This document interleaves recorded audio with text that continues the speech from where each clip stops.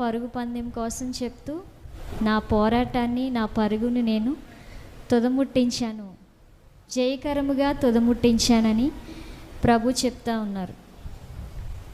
అయితే ఒకరోజు నేను అర్ధరాత్రి లేచి, ప్రభా నువ్వు నా కొరకు ఇచ్చిన ఈ సేవలో నేను పరిగెత్తడం నాకు నేర్పించండి, చాలా వేదనతో నేను ప్రార్థన చేస్తూ ఉన్నప్పుడు ఆ రాత్రంతా కూడా ఈ పాట నా మనసులో మెదులుతూ ఉందన్నమాట. ఆల్మోస్ట్ ఈ పాట మీకు వచ్చని నేను అనుకుంటున్నాను. ఒకవేళ రాకపోతే నాతో పాటు రెండోసారి పాడుతూ ప్రభువుని మహింపరచాల్సిందిగా కోరుతున్నాను. ఇది ఒక తమిళ్ సాంగ్ అండి.